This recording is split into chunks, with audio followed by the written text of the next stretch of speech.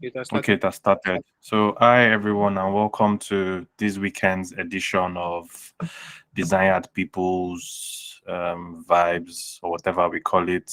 My name is still Toby, and with me here is my co-hosts and Oga at the top, Palumi.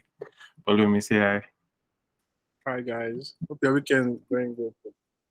Oh, Allah. And we have a fantastic audience as usual. Wonderful people here, from Clement to Dami to Dai. Although I don't know Dami, I know Roots very well. I know the regular customers, Celestina. I know Adiri. I know Mommy has joined. And without further ado, I'd like to welcome our most important person here who wants to give us some wisdom and share some tips.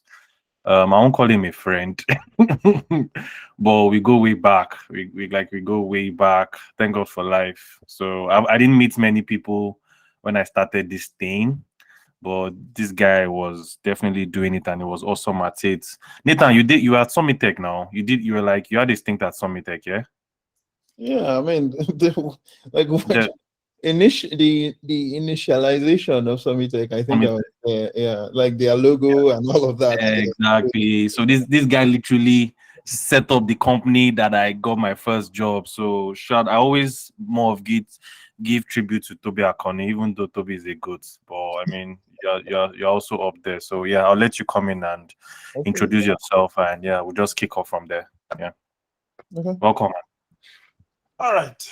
I need my video for this, right? No, you don't have to unless you want. I mean, it would be nice, but you don't have to. Mm. Okay, I think I just switch on my video. It's fine. Um, hello everyone. Can everyone see me? Yep, yep, yep. So, my name is Nathan. I've been a designer for about, say, 8 to 9 years, roughly. But I'll say UI product designer type of stuff, maybe 6 years. Uh, and it's been a long career, and I've watched the industry evolve in a way, and I'm constantly looking for the new best thing, usually. So I was one of the first, well, I'll say, yeah, one of the few first people to start using Webflow in Nigeria. I think they gave me a shout out way back when when they were still pretty small. It was pretty a small company then. Um, so me and Akoni were constantly trying to look for newer, better systems that could speed up our work and reduce our dependency as much as possible. And that's when we discovered Webflow. So before that, there was nothing of the sort. I mean, we had Squarespace and Wix, but they're majorly just little, like, basic templates that were that are allowing you to edit a few parts of it. Essentially, that's what those platforms were. But Webflow came in and kind of just changed things, kind of just shook up that whole space, and a lot of more tools has come up since then. So I'm very heavy in the no code space. And yeah, that's pretty much my background so far. Yeah. Thanks, um man. yes. So Framer is why this session is. Such Framer is another tool that just came out, and I feel like, just as with Webflow, they're still that I won't call them small, although they are small in this particular space, but they've actually been in existence for as long as I can remember. It's just the difficulty level and the barrier for entry was so high that it was people couldn't really pick it up and just get started and just start working, because they were using CoffeeScript, which was something that most people didn't even know. Even core developers were not even used to it. So you basically had to learn a language to be able to use it. And they had just one specific functionality, which was prototyping. And it was even not even prototyping in general, but just prototyping for mobile apps specifically.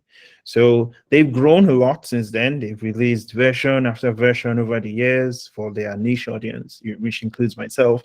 I've been with them throughout the whole journey, but essentially they finally have a product now that I believe that with the way they are improving on it, they would eventually, if not eclipse Webflow, in my personal opinion, but they might also eclipse Figma. And Whoa, calm down, calm down. I'll That's give it. No, calm down. I'll give my reasons why. I know everybody here is Yeah, a Figma we can't let you just run like that. fairness, You can't, so you can't come and be one thing capital. about me is this is one of the sessions we want to do. We're going to do maybe 2 more sessions later on with different parts of Framehouse as well. And then from there, would also, the next thing I want us to look at is Play, which is already another new platform. So most of these platforms, when they were new and fresh, I was on them. So when Figma even showed up in Nigeria, it was me, B, and Toby that were the main first people that were like screaming it from the rooftops. Figma, Figma, Figma. It was, nobody wanted to touch Figma. It was Sketch, because Sketch was still exciting and new and shiny. And, you know, we kind of just saw that this Figma thing was just lighter. It was faster. Everybody could use it. You didn't have to use a Mac. You know, there was so much freedom that it gave us. So most of us just flocked to it, and we were like really doing serious evangelism for it. I think Nathan, to be fair, everyone but Toby Akoni. Toby never believed in Figma. He was stuck on. Toby believes Sketch, because Sketch changed us in a way. Because when we were in Jumia, we were using Illustrator for this UI UX stuff. That was the only tool. So in fact, some people were even saying Illustrator was overkill. Photoshop was good enough, and nobody wanted to touch any other tool but Illustrator. So when Sketch came in, it was like a mind, you know, it was basically a game changer, because everybody essentially could now like see these elements in a way that was very close to development. We bridged the gap a bit more from just web design or app design to actual real development. So when Figma came out, it also did the same.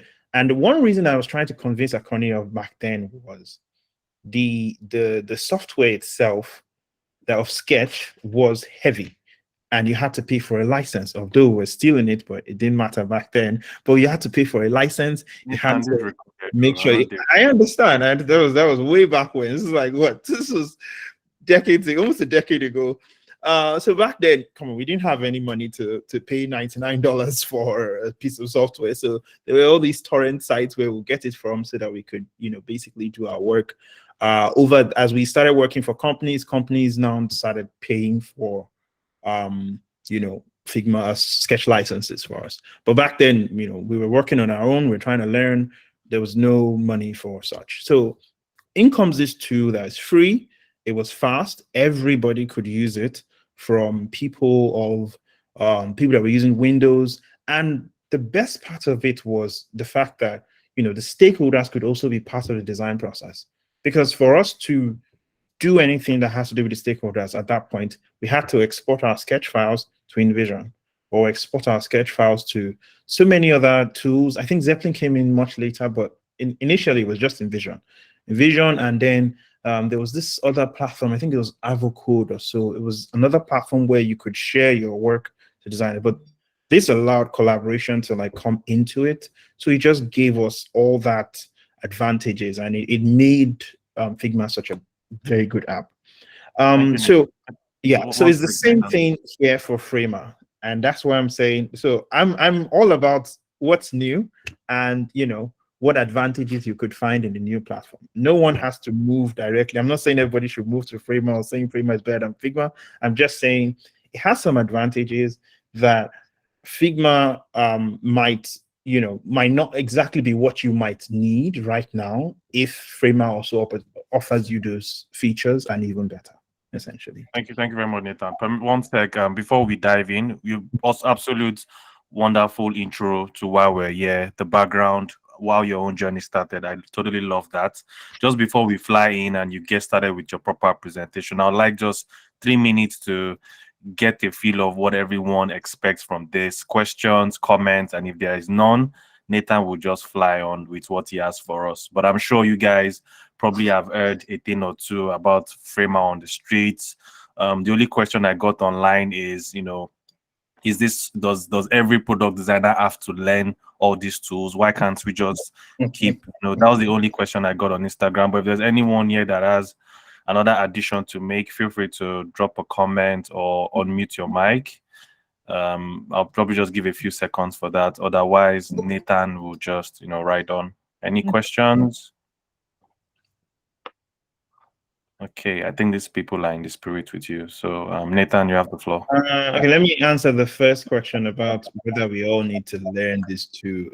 So first of all, as I said, it's not every single design tool is a replacement for the old one. Some of them can be used side by side, especially if you want to achieve certain results. So no one says, oh, you need to learn this tool now. And most of these tools, they actually function very similar to each other. So once you already have the fundamentals of something like Figma, it's easy to translate.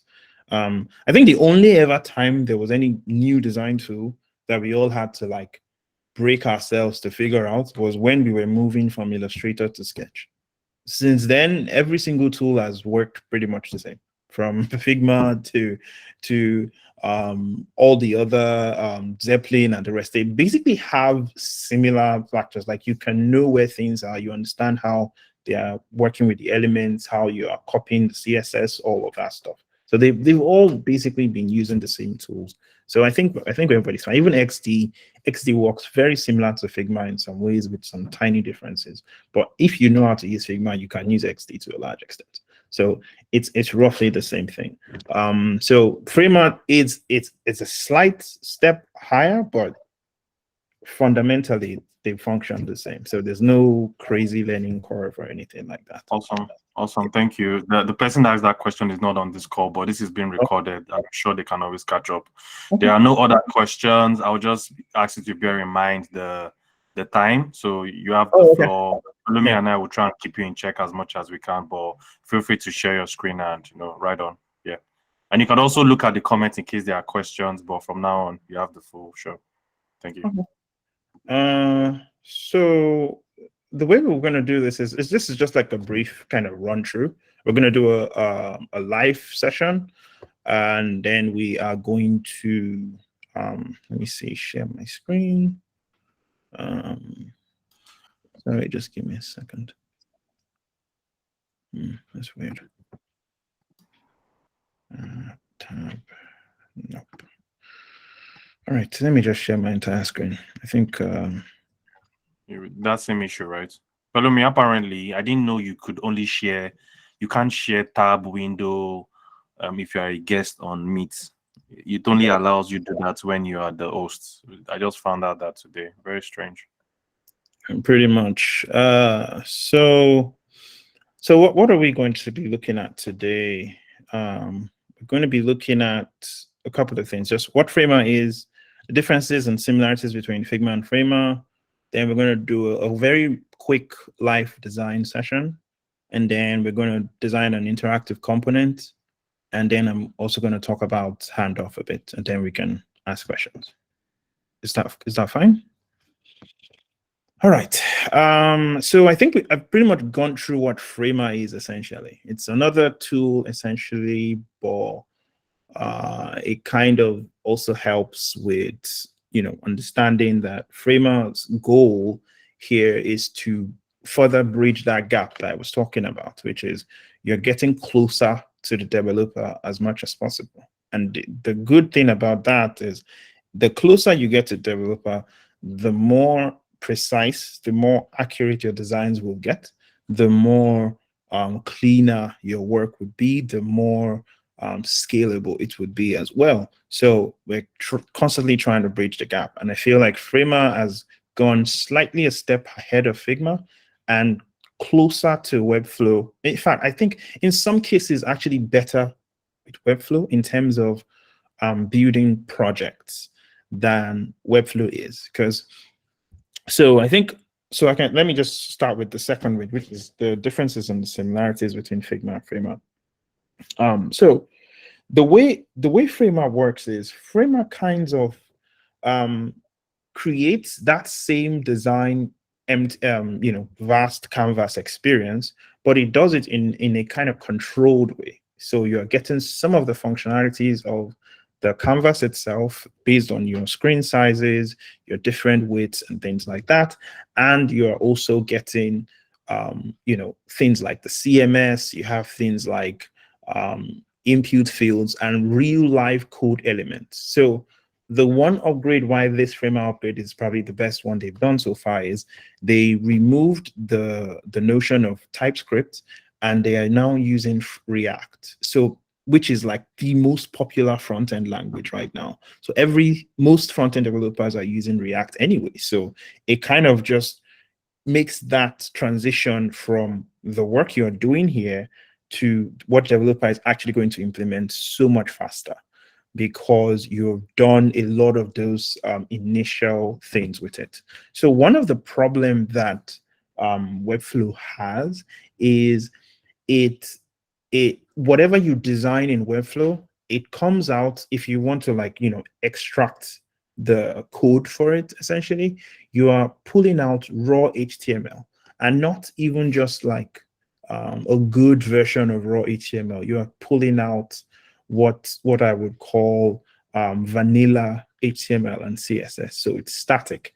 It's not dynamic enough to be easily picked up by a developer and like continue your work. So it's great for landing pages, it's great for portfolio pages. But when you want to start doing things like dashboard designs or things like actual proper scalable applications, Webflow starts to become a struggle, because once you hand off all that, you dump all that code on developer, it basically has to like take your code and start from scratch into engineering the Webflow CSS back into his code, engineering the Webflow HTML to work with his React components that he has already written as well. So let's just go through a brief, so to really like echo this state, I'm going to show us two exact similar pages. The first one is this. So this is, well, it's like a V1 of a project that I'm working on, but not fully. So this is some versions ago. Essentially, so this is a typical Figma, landing page, right? And what we can see here is, you have some auto layout, you have some elements are grouped, some elements are not grouped, but obviously when you are doing a proper handoff, there will be some more structure into this. But basically the idea why I would prefer people use Figma instead of Figma for even things like this is the idea that can your front-end developer work on your design without even looking at the design? Is it possible for them to look just at the layer panel right here and know exactly what to do and know exactly where to put what? So auto layout actually does a lot of those functionalities in terms of grouping and nesting, but it's not 100% based on the box model, which is what actual front-end development is based on. So auto layout is like an add-on as opposed to like a structural thing in which every single design would basically work around. From my own perspective anyway. So obviously this would probably be more arranged and laid out in once you're doing a proper handoff. But for majority of designers, your layer panel looks something similar to this. Just the elements around the place, some of them are grouped, the auto layouts are in place, and they basically do the job for you. So we're going to be going through a live session. So this exact page, for example, once we're done with the live session and you see the way, because the way Framer forces you to design, you have to put things structurally in a way that once the dev even sees it, he knows exactly what to do. There's no, it cuts up like 5 steps from the dev to like, okay, this is part of this, or this is part of this. So, most smart devs will be able to figure it out, but just having everything structured in a very clear hierarchy like that makes their lives, so much easier. And, that's not even including the React side of things, in which it really helps to drive that point home. So we're going to be redesigning that page I just showed us. So I brought all the different assets that are required here. We're going to be redesigning it here, and we're going to be able to test it out and add effects to it and do a responsive stuff. And we'll try and get through all of that as quickly as possible. That's why I brought all the assets here already, so it's much easier. So once we're done, we'll compare the layer panel we have at the end of the day to the layer panel we had at Figma. Any questions? Nathan, before you forget, okay, any questions? I also want to remind you, you said you had a free giveaway for someone. So before you forget, what's the plan for that, for the Framer subscription? Yeah. So there'll be a 2-month subscription, paid for a paid site subscription for whoever asks the best question. Anyway. All right, cool. Yeah. All right, I'll let you decide. Cool. Follow me. Don't let him run away. At the end, let's remind him his promise. No, it's fine. Totally understand that. All right, so we have, basic landing page now. So you start to think about things from the box model. So if you're going to write code for this, if you're anyone that knows a bit of front-end development, you would basically create a box, and then you create another box in it, and then that box's distance from each other would be how you would center it. So you wouldn't just center this guy by itself. You center it relative to the outer box. So if there was even a text in here, say Bingo goes to school, so if this text here, if you were gonna write the CSS for this, you would write it and position it based on what it's inside. So that's what they call the box model. So essentially every single thing on the web is a box, and then you are just positioning things relative to the outer boxes, essentially. So that's like the basic principle with how Framer also works. So it's none of the your styling, your elements, nothing here are things that are not CSS elements. Like every single thing here is an attribute and an actual CSS element that the front-end person would write anyway. So what that does is it creates a situation where things like in Figma, for example, I can just press L and then I can draw a line. This line might just be maybe I call it a 1 pixel line, and I draw it from here to here. And this line here, I could give it about 2 pixels or so. Maybe reduce the size. So this line, it might look pretty. Let's imagine this line looks so wonderful and it's so perfect for the design. But to the dev, this line doesn't mean anything. There's no such thing as line in CSS. He can't physically write line in CSS. What he's going to do is he's probably going to create either a div and make the height of the div maybe 1 pixel or something like that, which is not exactly proper.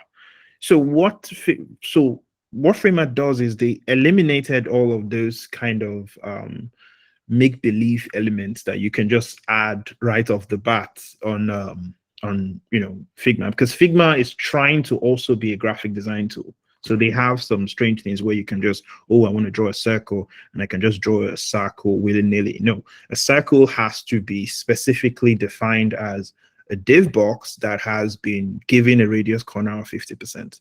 So because you designed it with that in mind, once the code comes out for this circle, it's not going to come out. Like if I want to check the CSS for this, I think I can inspect CSS for this here. Yes.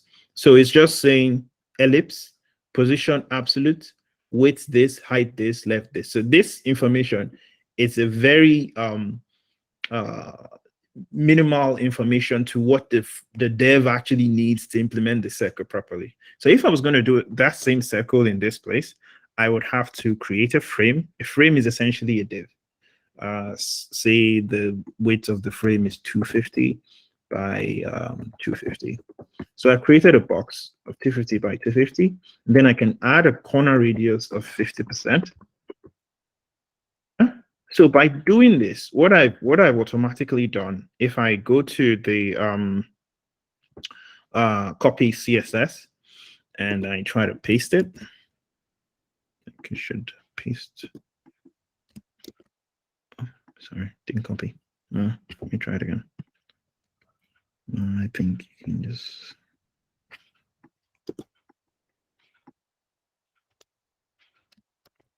I'm not sure why it's not pasting, but okay. There are other ways to check out the code of it.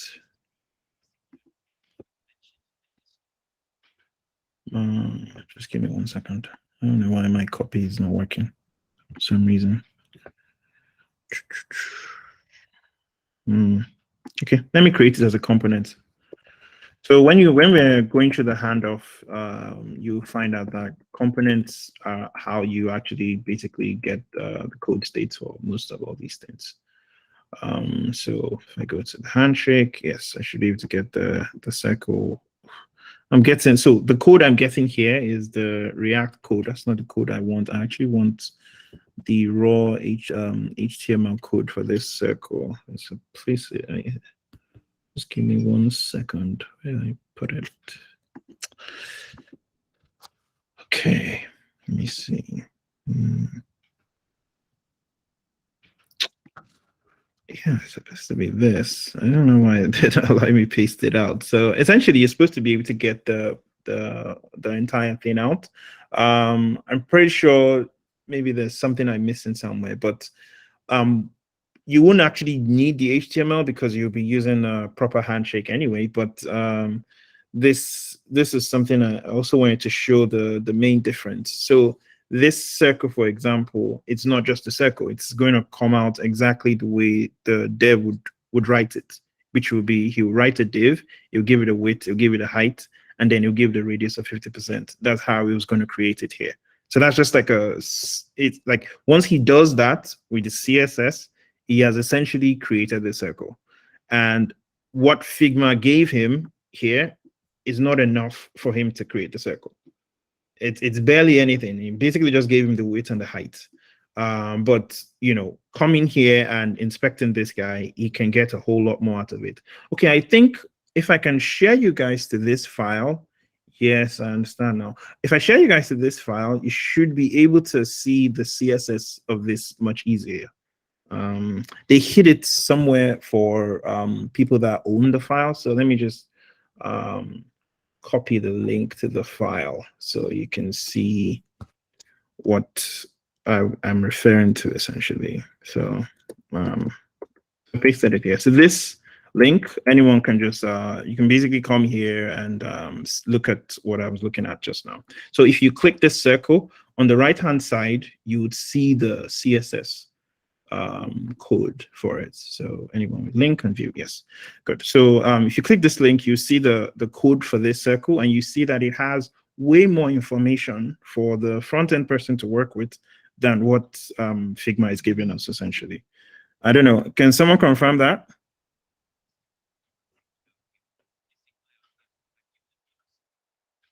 Hello? Is everyone there? So I'm checking just before I give you feedback. Yeah. But the thing we missed is it actually needs us to have an account. Oh, it does? Yeah, so it's not up. It says welcome to Framer. Okay. Sign in with the Gmail. So is this I understand. I would have actually preferred a much cleaner. Okay, this is exactly what I was looking for right here. Yes, it's actually in the handoff here. I thought it would be handoff in the CSS. Yeah, this is I've not used it here. I always just use the React one, so the HTML is kind of silly. Anyways, so this is what I'm trying to say. So this guy is giving us way more information, and any front-end person you give this, his job is already done. You can just copy this, paste this in the CSS, and he's ready to go. Whereas if you are using Figma, you only get this, which is just three pieces of document. So that's just a simple circle. So when you now have even more complicated elements, I have so many more things going on, you find out that you're getting a whole lot more information, because this CSS will just keep getting bigger and bigger because you're actually designing CSS. You're not designing Figma. I don't know if that makes any sense. You're like every single property that you're assigning to each thing is something that is real, as opposed to Figma. So let's just get started with this guy real quick. Hope there's no question on that. Hope everybody's comfortable with that. So let's start with this header. So we have a desktop screen here. Usually there are multiple as you can do for smaller desktop. So this should be, I think, 1, 2. So this is for, I say, big tablets and all smaller laptops, essentially. You can do for much smaller tablets as well, and then you can do for phones. So you can basically do, so when you create a design here, it basically adjusts. So if I have bingo goes, and sorry, let me bring this out here and change the color to something else. So if I have this bingo goes here and this here, I can set it for different screens. So you see that as I'm moving it, all the 4 views are also moving as well, because those changes are moving. But then I can come here, and then same way Webflow works, I can essentially change specific. So when it gets to a smaller screen size, the design element basically changes. I can say, okay, this guy, when you get to tablet view, shrink in width and don't be so big. When this one gets to tablet view, shrink in width, and then maybe the text, I can just find so you can also see it in the layer panel that it created like basically replicas of the same thing to kind of track it. And then you can also like basically align it. So that would make more sense as we go along. But for now, let's just focus. So it's always best practice to like design completely first, so that you get accurate representation across all the different types. Okay, so that being said, let's get started. So the first thing we want to do is, as I remember I said, is the box model. So you try to define the boxes required for this. This is essentially a div, a big div, and then it has a smaller navigation div inside of it, essentially. So let me just create a rough div, and we say we can set it to, I think this is about 120.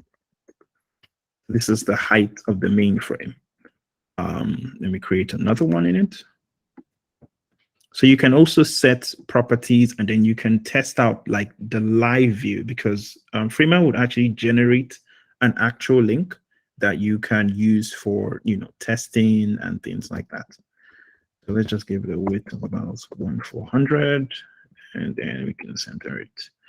1/400 is a bit too much, so let's give it a more realistic width, say 1/380. This is just rough. I'm not doing any grid planning or anything like that. It's just I think let's get like a raw desktop screen, and then we're fine. So we've created 2 boxes, and the reason why I'm keeping the colors is I want you to really see how each thing reacts to each thing. So for this guy, I can give it a layout and say, align everything inside of you to the center and distribute it evenly to the top. Yeah, so that basically just creates the structure for me. And then we can now start populating the elements. So you can see that we have 3 elements. So you have 3 sets of links here, another link here, and another link here. Let's change this to say just to login. Finish login. So we have 2 sets here, 1 set here, 3 sets here. So when you think about it, the same way a dev would think about it, you think about it with, okay, this is basically 3 divs essentially that you need to create. So there's one for the 3 links on the side. There's another one for 3 links on the side. So I'm not doing any crazy creation on the left. I'm freely designing it the way I would in Figma. But you have the added benefit of you're able to get more precise stuff. So I can say, let me take this guy and give it this color, just give this guy this color, and then give this guy this color as well. All right, so we have 1, 2, 3. Now we can take the original frame and then we can set a layout on it. by doing that, it's basically the same way auto layout works, but it's just much more arranged than auto layout, in my opinion. Essentially, so for this guy, we can populate it with all the text here. Let me just carry it from here. Just carry these 3 elements here, paste it in here. Sorry. So you paste it inside of this first frame to make sure all 3 of them are there.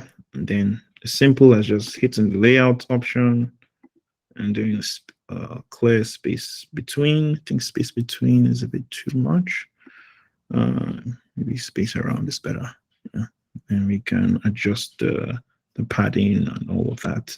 But I think for this particular thing, because we want it more to start from the start, we start from the start, and then we can now give it our individual gap padding, say maybe 20 pixels, or if 20 pixels is too small, maybe 40 pixels or so. And I think that should be that. You can see that this guy is already coming way out of step with it. Just push this out, and then we can set a padding on the right. I'm sorry, on the left, to 40 as well. So that shifts it in, and we're good to go. Then this guy, we just get the logo SVG, we paste it in here, and center it in the middle, and we're good to go. Essentially. All right. So yeah, that's that. And then we have 2 more things. So this is a link, and there's a button in this. So for that button, we'll create a frame because it needs to, act like a button essentially. For this, we can give it a radius of 20%. 20% is too small. Say, let's give it 40 pixels instead. 40 pixels would pretty much do it. We can change the fill color to what this color is. Put it here. So aligning all these things that are moving around, I'm just doing like a rough sketch, but once I want to like align properly, I'll just go to the layout and align it properly. So I just, roughly basically create them one by one. And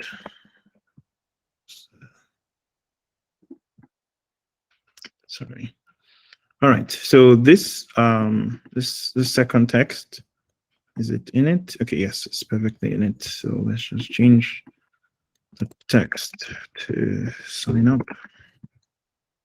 All right. So this guy, let's give it a layout and center it in the middle. This guy as well. Let's give it a layout as well. Should we use in the center, or I think we should start, just so that it works with the grid. It's always better you start from the edges and then you give it a gap manually. So let's use the same one we used there, which is 40, and then 40 from the right as well. All right, and then with this guy in the middle, also give it a layout, make sure it's centered to the center. Done.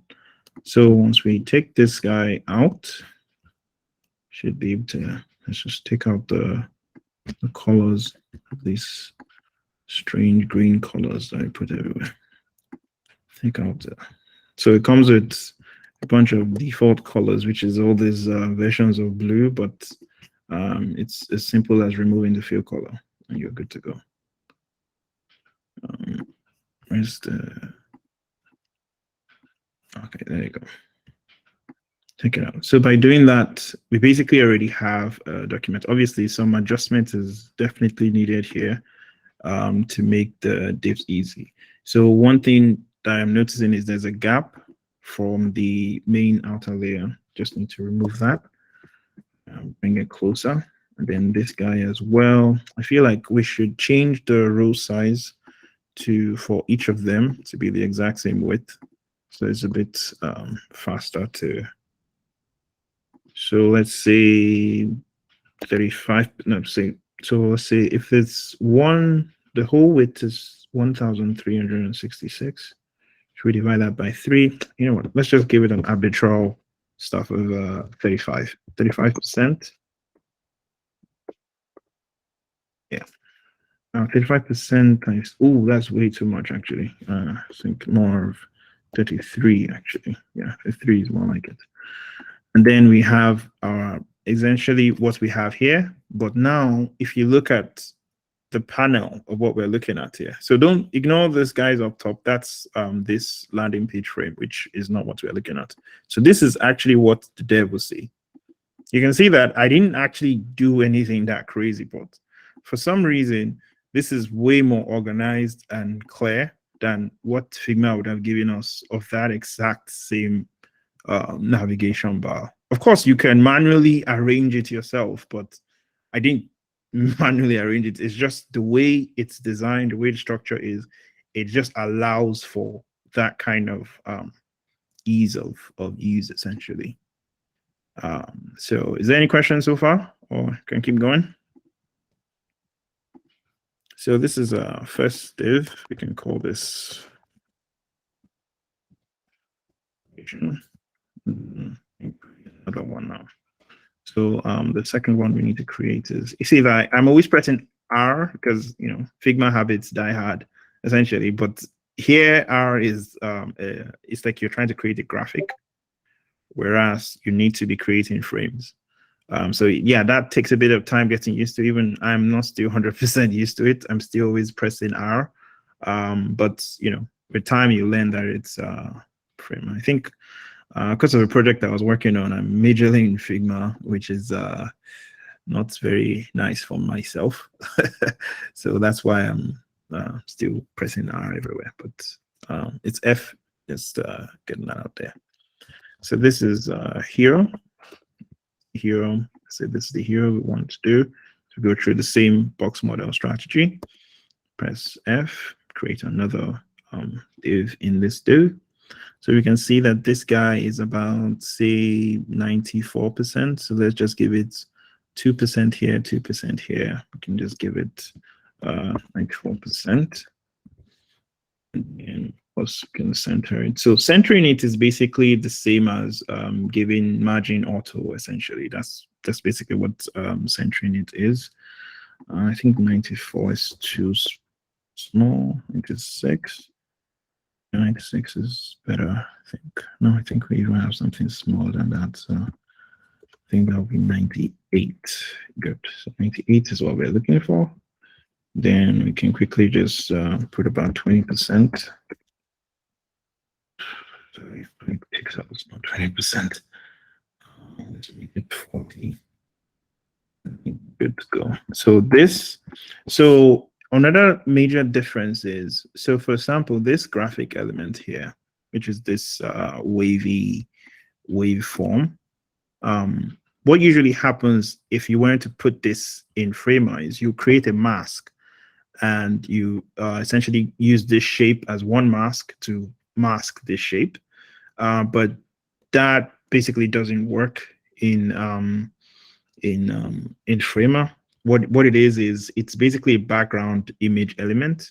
So you try to keep that positioning the same. So once I've put it in this frame and it knows, so right now it is floating around the document, but I know it's going to live in the hero frame. So I just need to drag it and put it right inside the hero frame, and automatically you can see it clips to the edges. If I don't want it to clip to the edges, that's when I will now say, okay, you know what? I don't want it to clip to the edges. I can now change this guy from hidden to visible. So once I clean it to hidden to visible, you can see that it's leaking out of this. But once I change to hidden, it's already done. And there are even other documents where I can make it a scrollable view, where you see that if I preview this, now, I should be able to see, I can scroll and see all of the image, but it is still clipped inside of that frame over there, essentially. So yeah, so that's that. So let's just use hidden and we're good to go. So this, the main frame itself, let's just sample this color and we're good.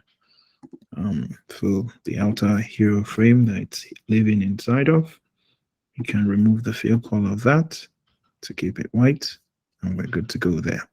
So this is we have three major elements essentially, and they are all living in one braid div. So create that real quick.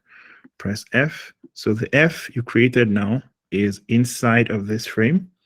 Now you can just center it in that frame there. I would have said we add a layout to this object, but if we add a layout to this object, it's going to also affect this background graphic, which is here, which is not exactly what we want to happen. So we can just call this plain text. Then can take these assets one by one. Oh, sorry, just these two assets, because this guy is something strange from that, because I brought this directly from Figma. Oh, that's another thing about Figma. You can copy your entire design files and bring them directly here. So it will come with all the assets, but some layouts won't be there. The objects will work a bit different and things like that as well.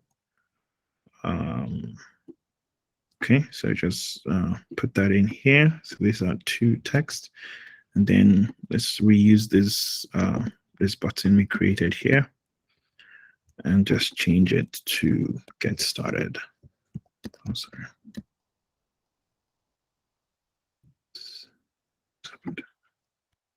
Weird. All right, so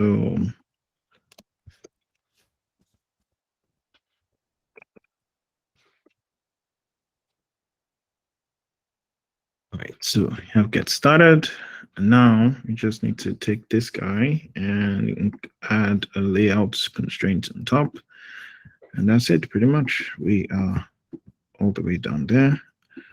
I just noticed this opacity of this is not 100%, which is why it is slightly gray. So for this, we can increase the width a bit so you can feel a bit more. Then I think I want to reduce the line height of this as well. Can also just add some more to the gapping, which is, let's maybe use 16. So we've created these three things in the box. So once we move this, we basically carry this around, and it is positioned alongside this. So one of the places where you start noticing all these little things is when you're trying to do responsive. It just makes so many things faster, because everything is already working within boxes. So think about the design, every design you are doing with like boxes, like think around that concept. So another reason why I didn't make this guy a layout was of all these floating graphic elements that are everywhere. So let's just create one of those real quick. So white box, we can do 20 radius, or I think 14 there. A bit closer. And all those different design plugins that you need for crafting out things like this, for text, for images, you know, Framer is basically an online tool, so it already has most of those tools. So while I'm manually typing most of these things in, I don't have to. I can drag it here, but you can see that as I'm dragging it, it's also changing this value as well. So I'm just used to typing it from that side. You don't have to type it from that side all the time. So for this image, you can just come here, choose image. I'm still confused as to why Figma has never implemented this functionality. It seems so obvious. So this guy, and, I think I used an emoji here, but you don't have to use an emoji. You can just, I don't want us to use that anyway, so it's fine. You can use this image like this. And then, so let's scale this down a whole lot more. Let's just scale it down. So yes, that's one of the caveats, the problems with it is that you can't scale freely. everything has to work within a particular construct. I think this thing is about 86 by 283. So let's just copy that width, 283 by 86. And then dimensions, this is too much. 25. It's like this. Shrink this down as well. Just leave it floating for now while we bring in the other elements essentially. So let's bring love community. Let's bring in these two elements here. So once we God, it's just repeating rubbish here. Anyways, so also it has like type errors and all those things that you need plugins to do it kind of corrects all those issues because it's a bit more live than Figma is essentially. So yes, so you can just put this to, so these two should obviously live in a box, so you can just press Option Command or Option Control enter, whichever one you use best. So that basically just creates like a rough layout for you, and you can just quickly move with that. You can remove the gap here, or maybe add one of about 4, and yeah, that's it. And I can just put this dash. So I can see, you can see that from this layout, I already have this guy in a box. And I can now take this 2 and then create another box around the 2 of them so that they work relative of each other. Typical auto layout stuff. Nothing too fancy there. So this, we could put it at 20. And just take this guy. We can move it around this somewhere. So let's move this maybe up top here. We can duplicate this down here, and duplicate another one up here, and we're good to go. So with this, we can now just take each of these images one by one and change it to something else.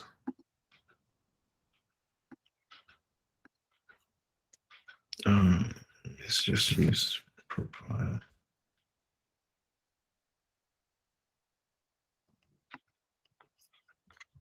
Okay, so good. Then we can just change this last guy.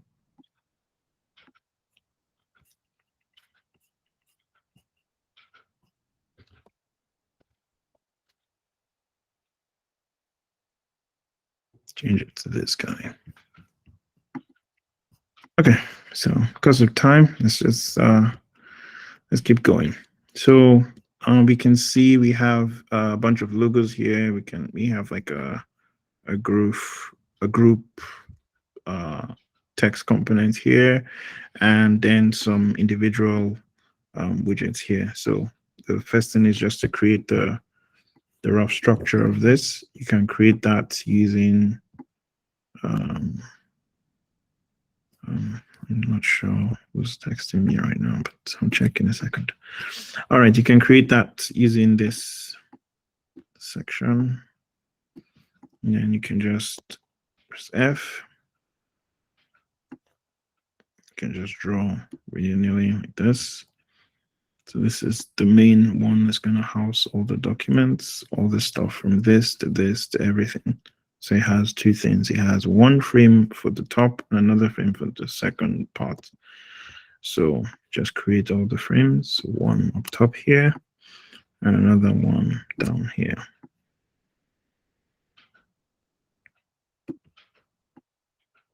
I think that's good. And that's good. So we've created basically 2 frames. So we want these 2 guys to always follow each other, relative of each other. So we can just hold the 2 of them and essentially, so what I pressed just now was, the Option Control Enter. It just creates a frame around, a layout frame around any couple of objects that you select. So in this frame, we have two frames and another frame. So that's one of the beautiful things I love about Framer is it really forces you to think in boxes as opposed to just free floating elements, because at the end of the day, that's what the dev is going to do. Because another thing about Framer is you can actually publish your sites directly from here without any need from any plugin, because you basically written HTML and CSS while you were designing. You didn't do it after, you did it while you were designing. So we have, yeah? Morgan Nathan, while we're at it, just heads up, we did the 1 hour mark, so letting you know. I can't hear you. Yeah, Hello? we just hit the 1 hour mark. I wanted to let you know. Yeah, I know. I'm trying to run through this as quickly as possible, but it's fine. I think I should be done very soon. All right. So this page is actually much longer than this. I think that's why one of the reasons why I cropped it up, because I knew we won't have enough time.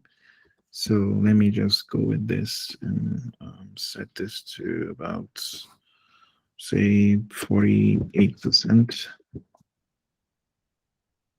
Oh, sorry. Sorry. 40%. Good.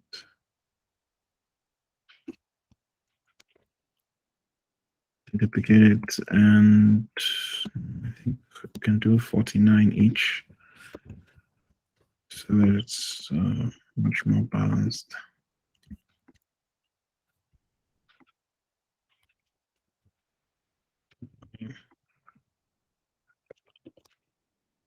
So one of the downfalls is it's slightly slower when you're doing all of this than in Figma, but the benefit sometimes and the speed of being able to just like launch directly once you're done is I feel like it outweighs the time constraint it has. So in this, you can draw 2 boxes as well.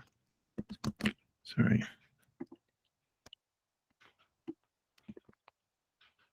So for these 2, you can just set the width to 100% each. Maybe I'm not probably trying to speed up as much as possible. So puts 1 nest there. So this is this frame, this is another frame. Oh, sorry, wrong frame. This is, so they're both in the right frame now. So I can just click the 2 and do 100%. So down to the edge. So for this guy, we can just add the layout to it. Basically, go to start, and we can now set the width of this. Let's see, we can make it about slightly here, then we can set this width here. Good. So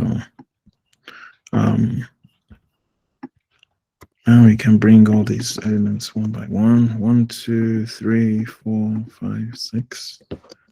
Copy it.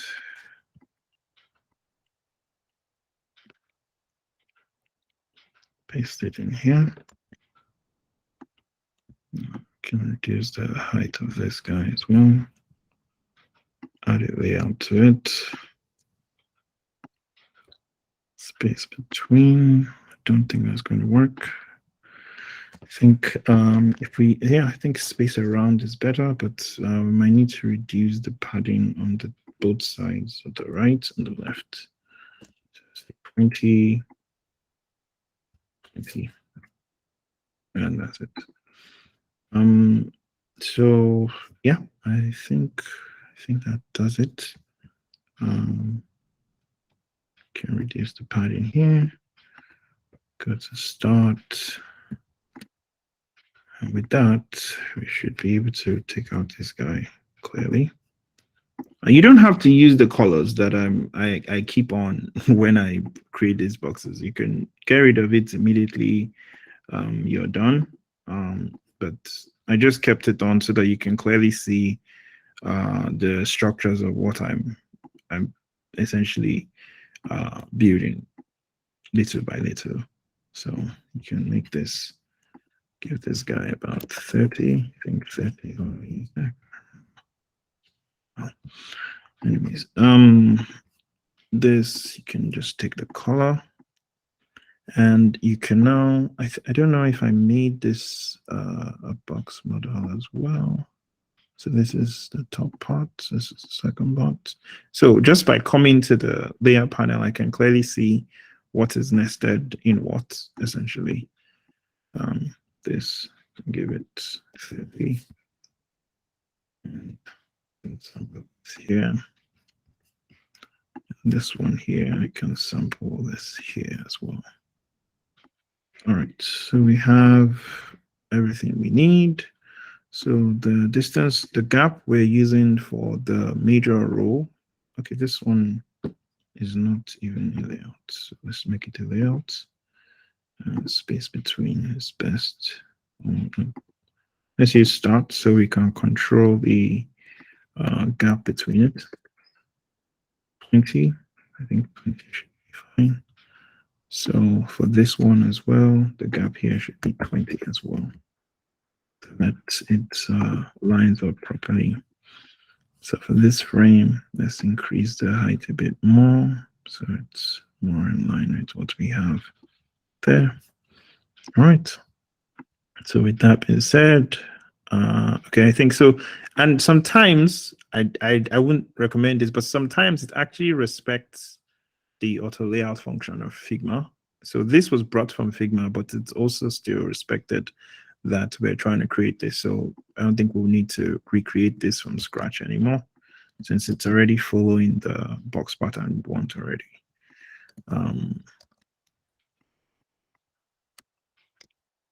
Just put this here as well, and we can make this whole guy layout. Choose the layout option that works best for us. So we can use space between. And we can give it a padding from the top of about 60.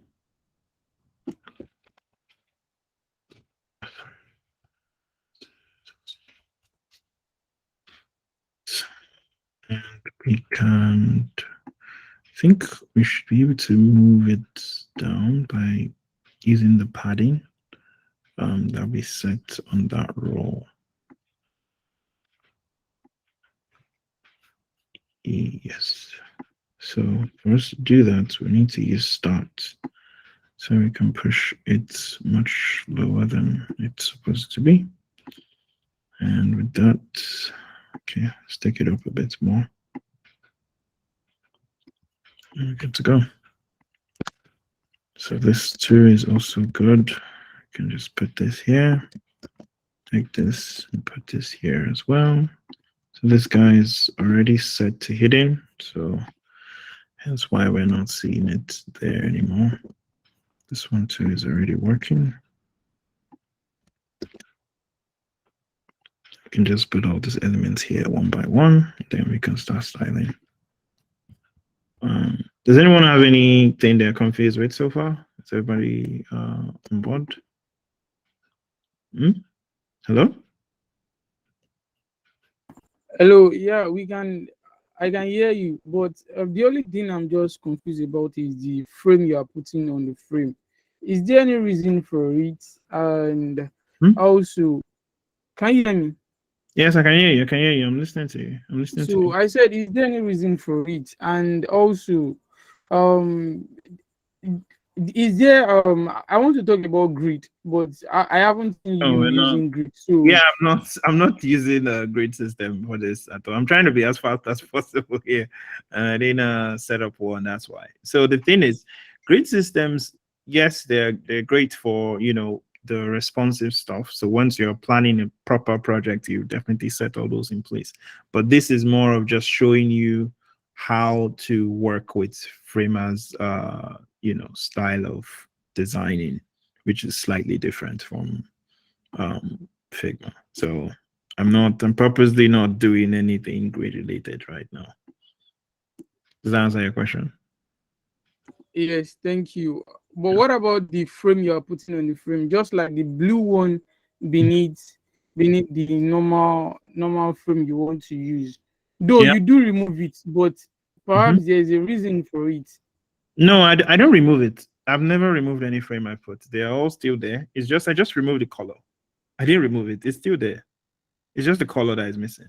If you look at it from Okay. here, you can find out that this is the column that you are holding.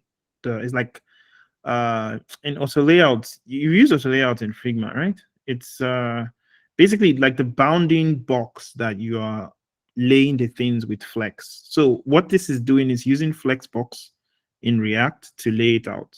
So you can still give the flexbox element itself, aside from the main element inside, you can give the container itself, you can give it a fill color, you can give it a border, you can give it shadow, you can give it all of that.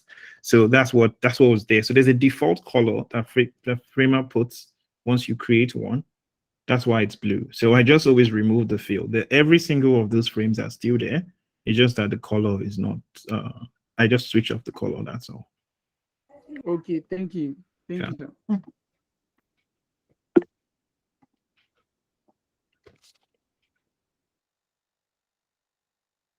Oh, sorry. Yeah. Yeah, you also mentioned we can copy projects from Figma to Framer. Yes. Yes. Is it possible to copy from Framer to Figma? No, you can't. You can't. You can't. You can't. Oh. Yeah, it's a thing they all do. All these companies. I don't know why they do it, but they all do it. So when Figma started, you could copy from Sketch to Figma, but you couldn't copy back to Sketch. It was very annoying for all of us. So the same thing that's happening here. They want the bigger guy to come to the small guy, but they don't want the small guy going back to the big guy. Essentially, that's what's happening. Oh. Yes. Okay. Thank you. Yeah. So yeah, once you've brought it here, you've basically said to yourself that okay, you are ready for the design. So the workflow I usually advise for speed is to design first in Figma and then do your readiness and your interactions and all your proper stuff here, because the output you get here is better than the output that Figma is giving you, and it's going to be clear. So the faster you can move with this, I know some people that design directly in Framer, but I personally find it kind of slow to do that, which is why I don't. But it's very possible to make all your designs happen here exclusively. So it's not a crazy thought, essentially. Answer your question?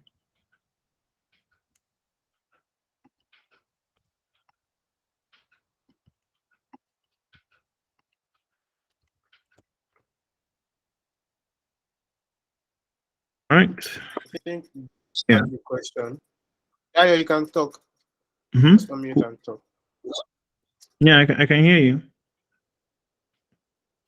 I said that he has his hand raised up. Dio Matthew. Yeah, just answer. I just go ahead. I'm not controlling the chat or anything, so I really don't. Yes. I guess you can go on. You can go on. But we have like 18 minutes left. We do? Yeah. Wow. Time flies fast. All right, so we are mostly done with the layout. So parts of the things that you can see is, if you look at my layout panel now, I didn't purposely group anything or try to arrange anything, but it's just a much neater, like it's just 3 frames. These are the major things. So you open it, you can see how everything is structured. You open that, you see how everything is structured. So what it does is, with just this, any dev can just look at this and know exactly how to create the structure, like the scaffold of your project before even looking at your design. You can just look at this and know exactly where to put everything and create those structures around it before even looking at your design. So just so that we have more time for questions here, let me just add a few things. Let me say, for instance, we can see this guy here, the hero frame here. We can add an effect to it, and it could be an appear animation, and we can say it should fade in from the top. And so I should go from 0. It should scale from about 0.8, example, and it should yeah, we can use spring. It's fine. It's nothing too serious. It's just a little animation to come in. We can take this main frame here. We can say add another appear animation as well. You can say fade in from the top. By doing that, we just need to reduce the let me increase it so we can see. So we just reduce it, and then we shrink it to the max. And yeah, we could use the same spring effect. And then for these guys, we could say we can add an effect that they should appear based on the scroll, essentially. Layer in view. So we can do layer in view, and we can say once the layer enters into effect, it can go from 0 plus 0.5. It can do a spring animation to just little stuffs like that, just to give it a bit more scaling as well. Yeah, we can do a scaling for these other two, so we don't waste too much time. P animation as well. All right, so this we can use a scroll. Yeah, we can use let's use an appear animation. It's fine. Let's just fade in. So there are a lot of effects and like cool things you could do with it. I'm just trying to not waste too much time. So let me add a lot of y-axis to it. So it kind of springs up. So I can just do a quick preview. Let me reload it. So it's a bit too fast. It's a bit jarring. This one works as intended, but these other ones are happening way too fast. So we can just speed that up. I can just slow that down a bit. Oh shit! Why can't I? So this vector element is stressing me out. So you can just lock it here, so that it stops going all over the place. So now we can click what we want to click without fear or stress. So we can just come back to this effect that we made here and change it from we can add a bit of a delay, maybe 0.1. We can do 0.6 and change the Bezier just a bit so it comes in kind of slow. Just make it open. So we want this nav to come first. We set a delay of this guy to what did we set it just now? 0.1. So this guy would happen immediately after this guy is done, or while it is going. So we can set it to 0.2, for example. We can just set this here, 5 here. So there's no delay on this one. I want this one to start immediately. I want it to be very snappy as well. All right, so that means for it to be one at a time, then we need to take this hero guy and crank up that delay to 0.4. Let's say 0.5. I'm gonna take 0.5. 0.4. That'll be almost at the ending. So let's test.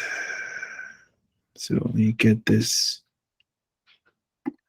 subtle animation, but we can still do some more here and move all these guys out of the way too, so that these guys can pop out like the way that guy comes in as well.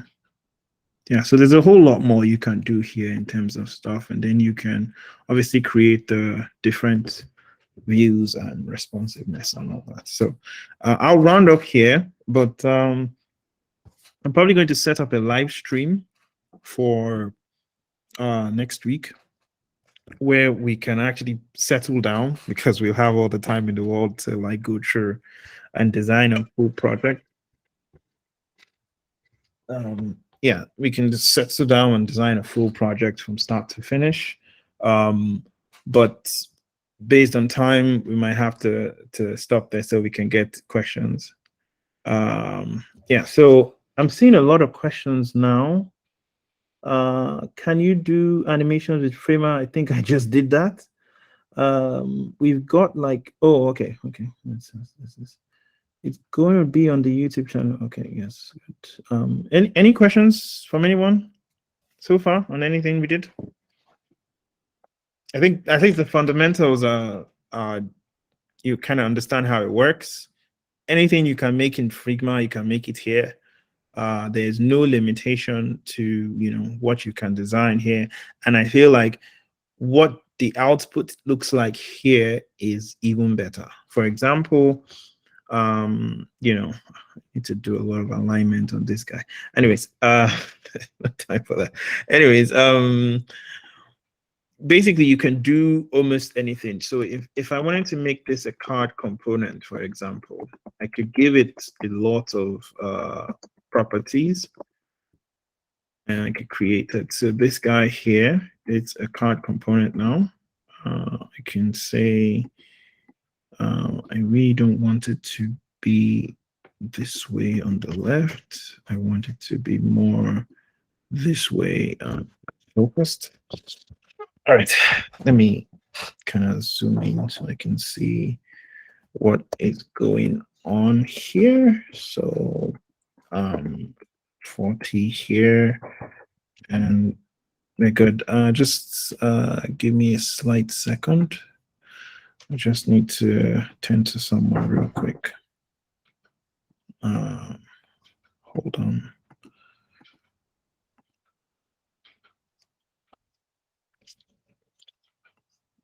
Where did I?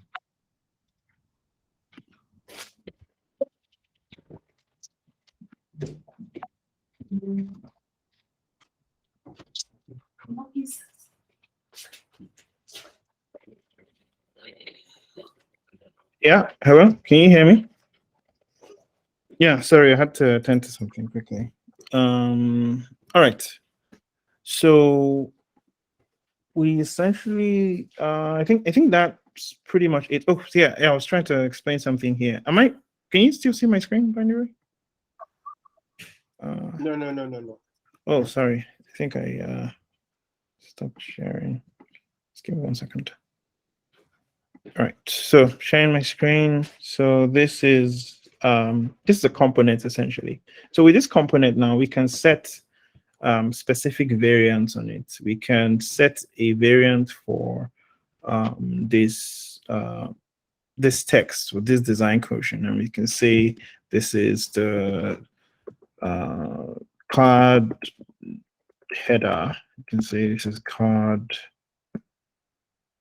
header. Yeah, so we can say it is not a text order. There's a default. So we can set a default to it, and we've created that.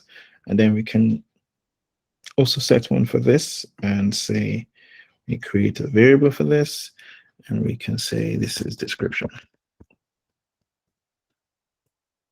So this is another feature that I don't necessarily see easily doable. I know it's doable in Figma, but I don't think it's easily doable here. So just right off the bat, we can go to the assets folder and essentially pull out this component.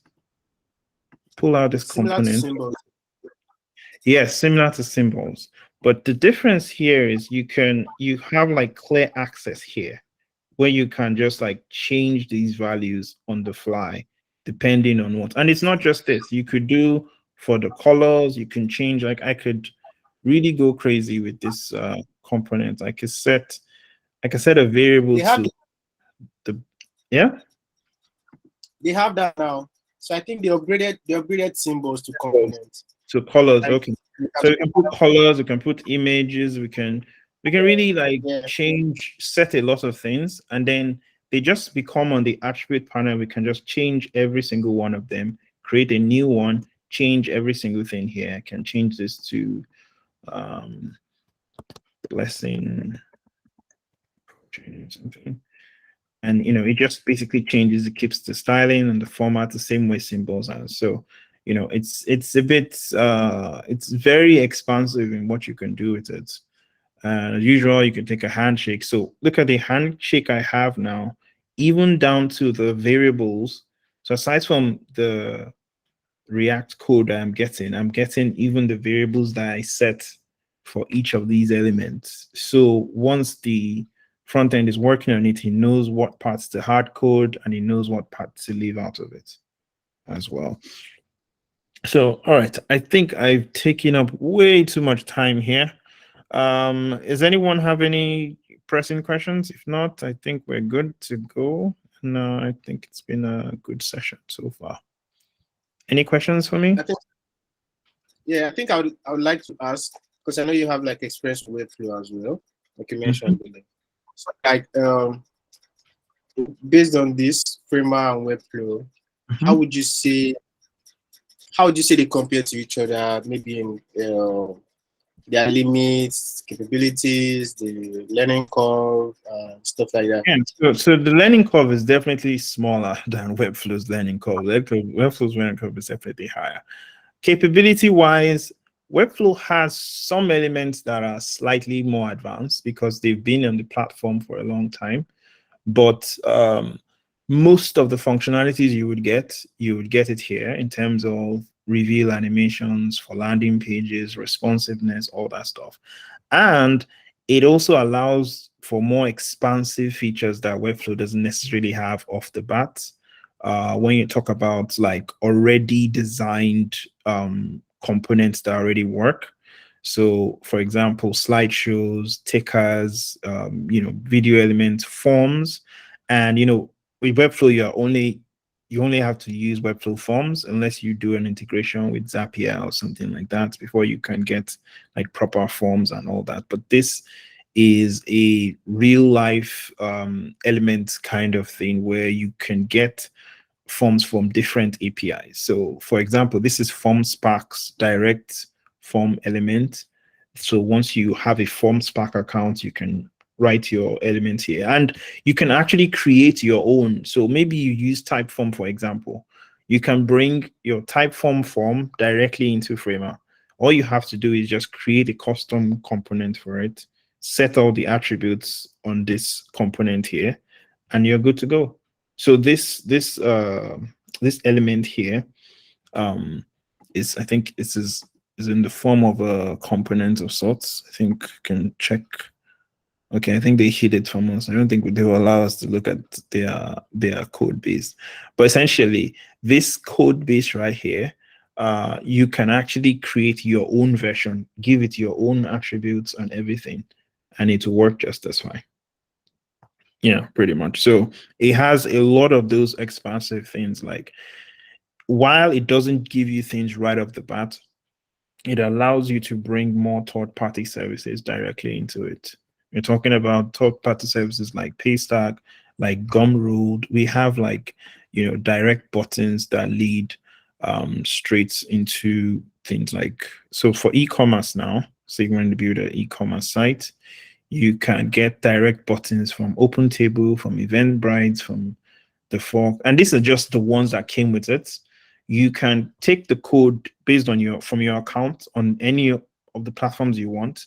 You can bring that code as an API source and basically write out your own React component that would work in your Framer design. So it's very hands-on, more than Webflow is just like everything is already set for you. But in terms of what you can do with it and the cost, because that's the one thing about Webflow, the more you want to customize Webflow, the more you are racking up bills. But because this one is a bit more flexible, you don't have to like rack up so much bills to do some very, very simple things, essentially. I don't know if that makes sense. Yeah, it does. Yeah, I and don't know. yeah, and another last thing I'll say is it's faster. So this thing we just made now, I can click publish right here, and yes, it's a live thing now that anybody can click and view essentially. So if I give this, let me paste this domain name on the chart so you can test it out yourself. Of course, we didn't do the responsiveness, but yeah, you can click that, you're good to go. You go to the site. So it's a live actual site. So the reason why the font is looking a bit different is because I didn't add a custom font to the project. I should have done that, but I actually didn't do that because I didn't really feel like we're going to do anything live. So you can see that it works exactly the same, and it's live on any browser you click on. The only weird thing is the font. So this is why the font looks different. So if you see, if I click this, you can see I have this yellow icon here. That's happening because of I didn't add this font as a custom file to this project. I actually thought I did, but it appears I didn't. So it's just using what it got from Figma's metadata. It doesn't really have the actual font for these things here.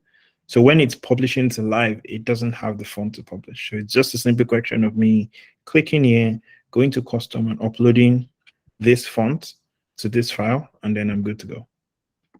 That will fix that problem. So yeah, so in terms of speed, it's 10 times faster. Like to do what we just did in Webflow will definitely take us way more time, much more time than we just spent doing this here. So it's definitely much faster. What that means. It feels like Figma and Webflow like actually mixed together properly. Exactly, yeah. So you have that flexibility of easily changing your designs and doing something else entirely without the chaos of Webflow. And overall, I think it's cheaper than Webflow. I think Webflow is just has become too expensive for the average person. Yeah. All right. Any other questions? Yeah. Do you have any other questions? If you have any other questions. Dandola asks, how does prototyping work? Like buttons, linking, and all. Yeah, so initially this tool was not even meant for what we are even using it for. It was meant for prototyping. That's what they've been doing best since the beginning of when they started this service. So you could basically, so when you come to you leave the web and you come to the canvas, then you are in a proper how do I put it, prototyping space. So let me just come here and insert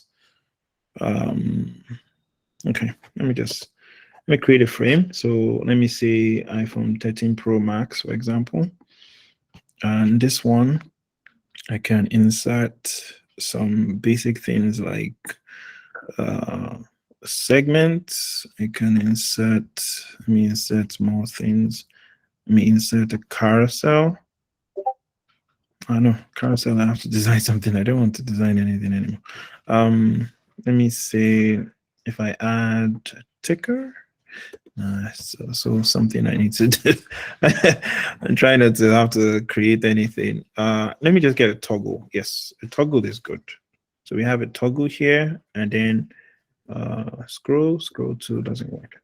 Anyways, so those elements I'm bringing, they are elements that you're supposed to design. So for example, let me bring that card I have, this card I made here. If I take this card component from here, and then I paste it here, I can actually like, let me reduce the size because it's mobile that we're dealing with. So let's say this is the card component, for example.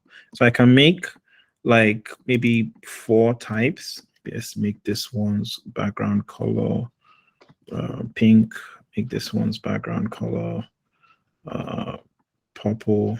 Oh, no, let's say blue, dark blue or something.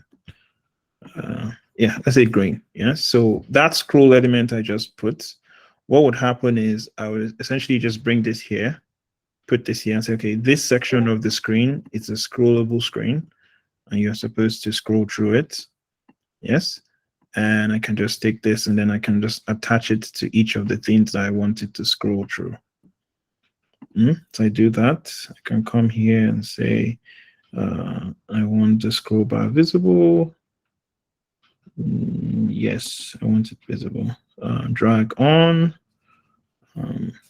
So there's one particular property that I'm looking for. So that property, what that property does is essentially allows the content to stay the way it's supposed to be. Just need to no, is it overdrag? Card components. No. It's not overdrag. Lock access off. Anyways, the way it works is you're supposed to be able to separate it out. It's just one toggle that I'm not finding at the moment. I don't know why, but essentially you can scroll through this element the same way you would in any normal prototype, and then you can create maybe a second screen. So once I click this, it's already show me that I can actually create a second screen here, and I can say the second screen just show this guy here, and then I can create a button, say this is a button, and say this button go here once I tap it instantly. So same way a normal prototyping tool will work. If I click it, I go here. So I can animate that process of going from here to here the same way I would on the fly. So it was actually supposed to be a prototyping tool. It's just this is like an improved innovation from them essentially. So it definitely solves all those issues. Any other questions? Because we are like really over time now. That's why I'm kind of like speeding through everything. Any other questions? I'll probably have a session on Thursday or Friday. I'll send out the link to Toby to push out, where we can like balance and have like a 4-hour deep dive of everything Framer related and go through everything slowly. Yes. Any other questions? Anyone?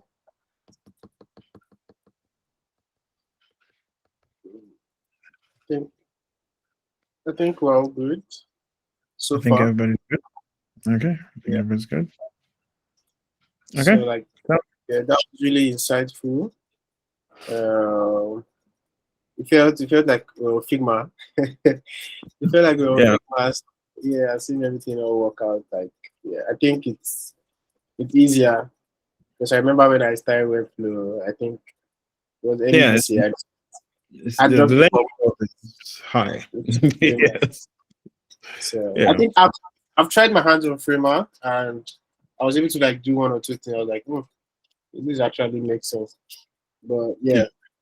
So I think everybody can just try out Framer, try Webflow, and like just pick the one that you feel works well for you. Okay. So so my email is there in case you have any specific questions about Framer later on that you try. I should be open to answering. Okay. Is that good?